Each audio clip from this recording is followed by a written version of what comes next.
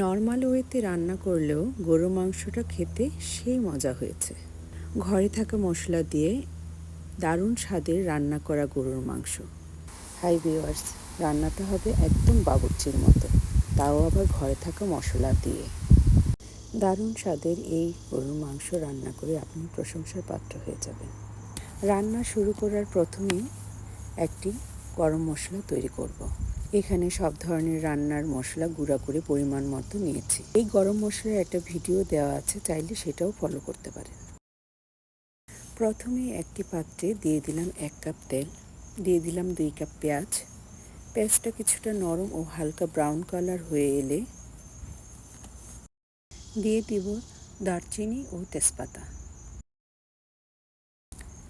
দিয়ে দিব 2 টেবিল চামচ রসুন, 1.5 টেবিল চামচ আদা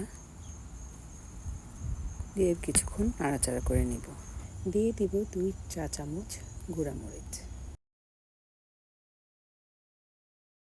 দিয়ে দিব 1 চা চামচ হলুদ গুঁড়া, 1 টেবিল চামচ ধনিয়া গুঁড়া, 1 টেবিল চামচ ভাজা জিরার গুঁড়া। যে গরম মশলা আগে থেকে বানানো, সেই গরম মশলা দিয়ে দেব 1 টেবিল চামচ। দিয়ে আবার কতক্ষণ নাড়াচাড়া করব। আধা কাপ পানি দিয়ে মশলা কষিয়ে নিব যতক্ষণ না তেলটা উপরে ভেসে আসে। দিয়ে দিব স্বাদ মতো লবণ, দিয়ে দিব গরুর মাংস। এখানে আমি 2 কেজি পরিমাণ গরুর মাংস নিয়েছি। মাংসগুলো ভালোভাবে মিশিয়ে নিতে হবে মশলার সাথে এবং ঢাকনা দিয়ে দিব যতক্ষণ না এই মাংস থেকে পানি উঠে আসবে। চুলার হিটটা থাকবে মিডিয়ামে। ঘড়ি ধরে প্রায় 15 থেকে 20 মিনিট রান্না করার পর অনেকটা পানি উঠেছে মাংস থেকে। তবে এই পানিতে আমাদের রান্নাটা হবে না। এখানে আমি প্রায় 2 কাপ গরম পানি অ্যাড করে দিচ্ছি।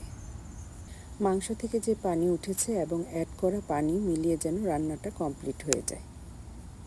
ঢাকনা দিয়ে প্রায় 20 থেকে 25 মিনিট কষিয়ে নেব।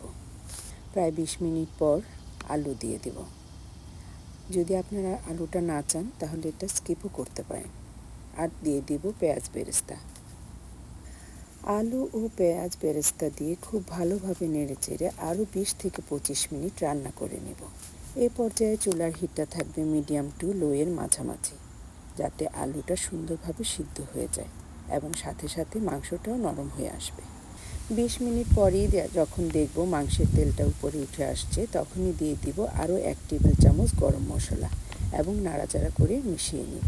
দিয়ে দিব 8 থেকে 10টা কাঁচামরিচ। ঢাকনা দিয়ে লো হিটে রান্না করব 2 থেকে 3 মিনিট। আর আমাদের ঝাল মাংসটা রান্না করা হয়ে যাবে। একদম ঘরোয়া মশলায় দারুণ স্বাদের একটা মাংস রান্না।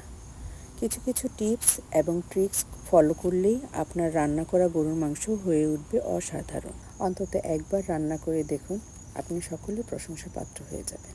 শেয়ার করতে ভুলে যাবেন না। ভালো থাকুন, সুস্থ থাকুন। আল্লাহ হাফেজ।